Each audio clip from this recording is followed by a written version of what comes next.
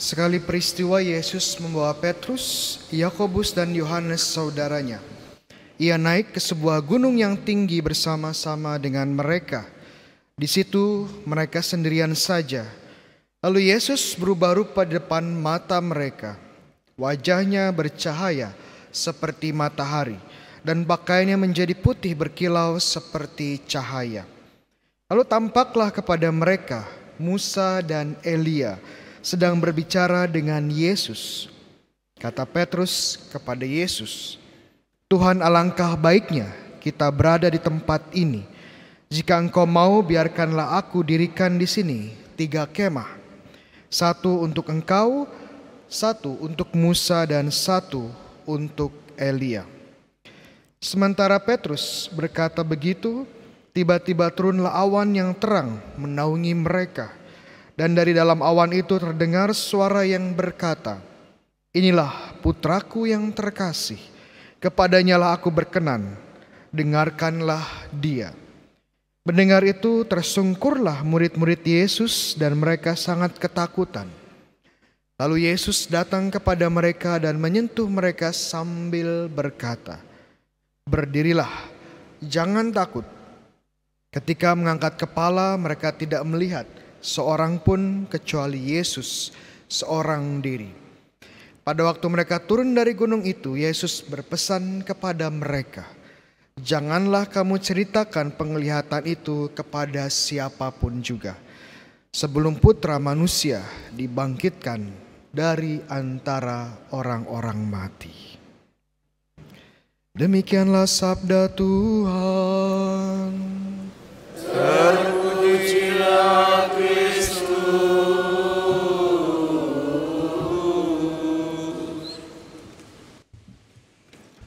Saudara-saudara yang terkasih, hari ini kita merayakan pesta Yesus yang menampakkan kemuliaannya. Pesta ini juga disebut sebagai pesta transfigurasi, ya, nama kerennya transfigurasi. Transfigurasi dari bahasa Latin, ya, 2 bahasa Latin, trans perubahan dan figura. Figura itu wujud atau penampakan. Karena memang penampakan wujud Yesus berubah dari yang sebelumnya terlihat seperti manusia biasa, sekarang menunjukkan kemuliaan surgawinya, menjadi kelihatan kodrat ilahinya. Jadi momen transfigurasi memang momen yang luar biasa di dalam hidupnya Yesus. Karena pada ini dia naik ke sebuah gunung bersama 3 orang muridnya, ya, Petrus, Yakobus, dan Yohanes. Naik gunung apa? Iya, tidak dikatakan gunung apa, ya. Yang pasti bukan Gunung Merapi, bukan, ya. Tapi menurut tradisi itu nama gunungnya adalah Gunung Tabor, ya, menurut tradisi. Tapi tidak dikatakan di kitab suci nama gunungnya. Dan lebih fenomenal lagi, selain perubahan wujud menunjukkan kemuliaannya, muncul 2 orang penting dari perjanjian lama. Namanya siapa? Musa dan Elia. Pertanyaannya, kenapa yang muncul Musa dan Elia?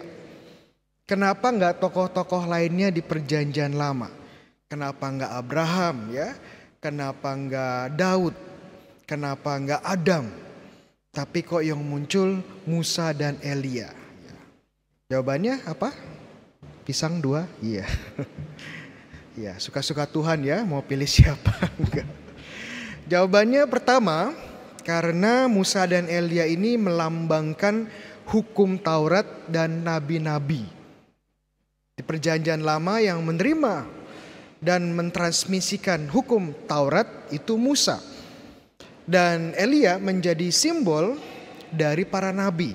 Karena Elia merupakan salah satu nabi yang terbesar dengan banyak mukjizat. Kalau teman-teman baca 1 Raja-Raja bab 18-19 itu penuh dengan mukjizat Elia.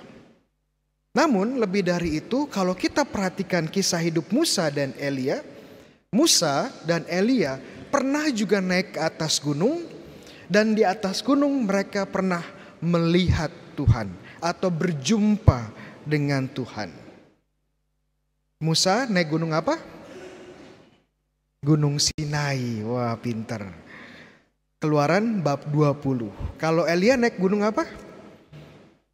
Iya, gak ada yang tahu ya.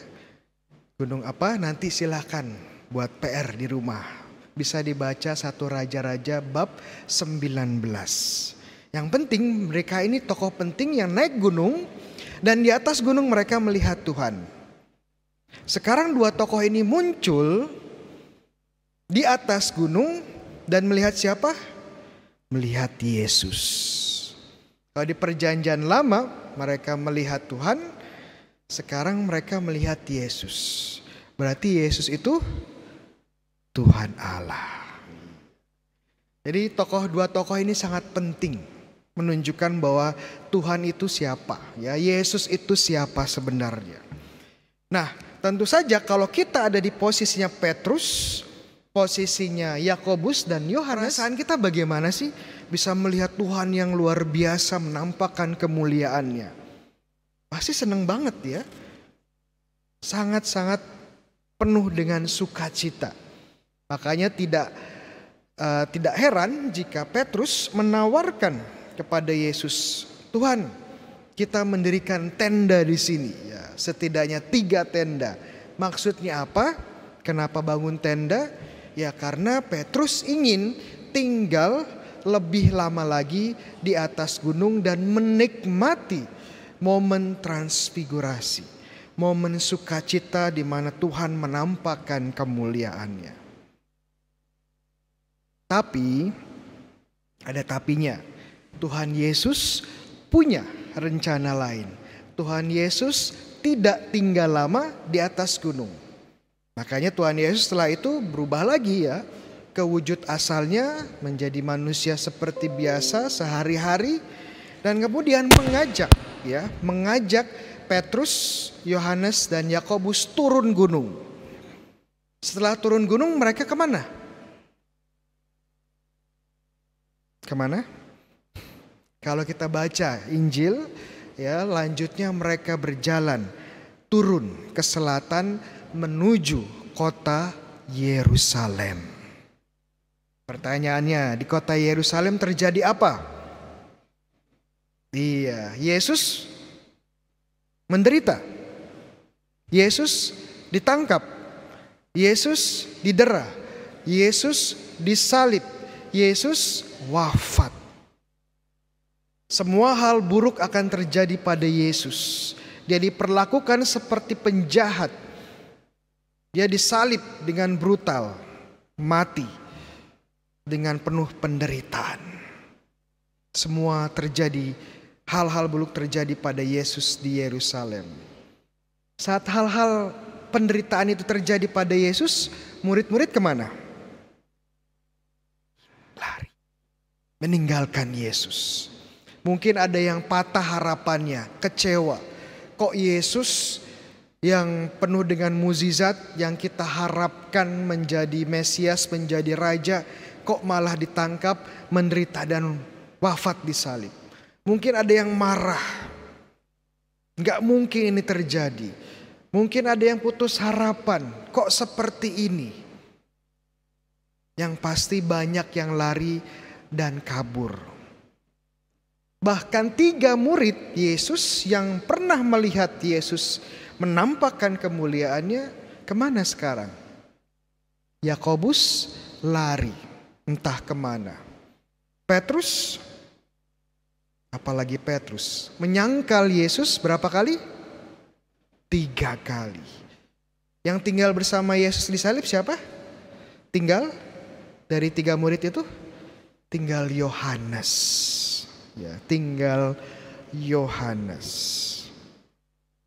Jadi kita lihat bagaimana saat-saat penderitaan Yesus, murid-murid Yesus meninggalkan Yesus.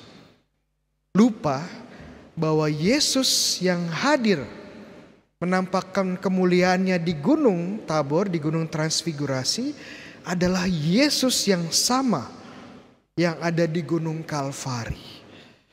Mereka lupa bahwa Yesus yang diapit oleh Musa dan Elia dalam awan kemuliaan adalah Yesus yang sama di kayu salib yang diapit oleh dua penjahat.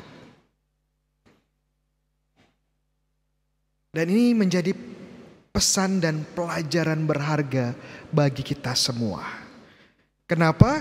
Karena seperti para murid, seringkali kita lebih mudah melihat Yesus di dalam kemuliaannya. Saat hidup kita penuh dengan hal-hal baik, saat hidup kita penuh dengan hal-hal yang membahagiakan, mudah melihat Yesus, mudah mengucap syukur. Saat kita sukses dalam hidup, saat kita makmur, saat kita mendapatkan kesuksesan finansial atau karir sukses di pekerjaan, bisnis, saat relasi dalam keluarga dan pernikahan lancar, penuh dengan sukacita, saat kita sehat, saat kita penuh dengan hal-hal baik, mudah melihat Yesus, mudah mengucap syukur dan bersama dengan Yesus.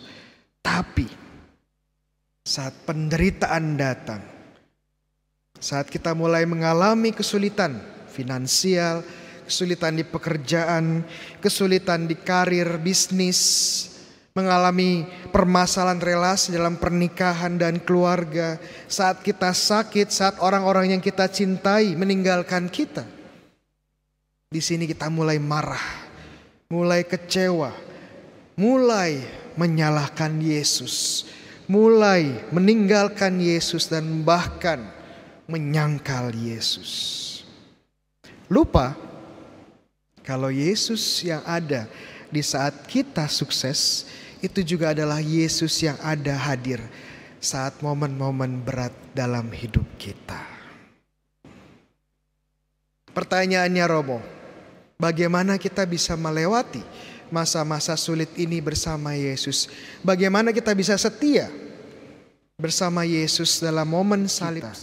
Bagaimana kita bisa melihat Yesus, bahkan Yesus saat dia tersalib? Jawabannya kita perlu belajar dari Yohanes. Yohanes yang setia kepada Yesus dan mampu melihat Yesus di kayu salib. Ada 3 hal yang kita bisa pelajari dari Yohanes. Pertama, Yohanes tidak sendirian di kaki salib Yesus. Yohanes dengan siapa? Iya, pinter ya. Dengan Bunda Maria. Yohanes mampu bertahan di kaki salib Yesus karena ada Maria. Dia melihat Maria, sang Bunda Yesus yang berdiri di kaki salib Yesus waktu Yesus disalib. Bunda Maria tidak meronta-ronta. Bunda Maria tidak menjerit-jerit. Bunda Maria tidak pingsan, kolaps. Bunda Maria berdiri dengan tegar di kaki salib Yesus. Kenapa? Karena dia tahu itu anaknya. Anak yang dia lahirkan, anak yang dia besarkan, anak yang dia ikuti sampai salib. Tidak berubah Yesus. Dan Yohanes melihat itu. Yesus di momen transfigurasi sama dengan Yesus yang ada di salib. Dalam momen-momen sulit hidup kita, siapa yang setia berdoa rosario? Di momen sulit hidup kita, siapa yang berdoa novena? Di momen-momen berat dalam hidup kita, siapa yang mengundang Bunda Maria berjalan bersama kita?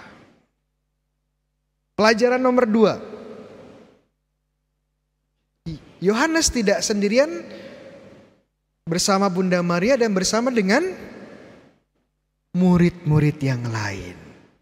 Benar, banyak murid meninggalkan Yesus, tapi ada murid-murid juga yang setia di kaki salib Yesus. Dan murid-murid ini adalah simbol dari gereja. Saat kita mengalami penderitaan dan kesulitan, siapa yang mengundang gereja, berjalan bersama gereja? Oke, gereja itu apa sih? Gereja itu bukan gedung. Pertama-tama gereja itu bukan gedung. Gereja itu adalah umat Allah. Kita semua ini adalah gereja. Yohanes berjalan bersama gereja dalam penderitaan. Siapa di antara kita yang aktif di gereja? Aktif di lingkungan, aktif di paroki, di keuskupan, atau di komunitas-komunitas lain? Siapa yang berbagi kesulitan dengan gereja? Siapa yang saling mendukung di dalam gereja? Ingat, gereja adalah kita. Kalau kita menderita, ya gereja juga menderita. Kalau kita menderita, gereja juga akan mendukung. Dan terakhir, tips ketiga ya, jangan lupa kenapa Yohanes ada di kaki salib?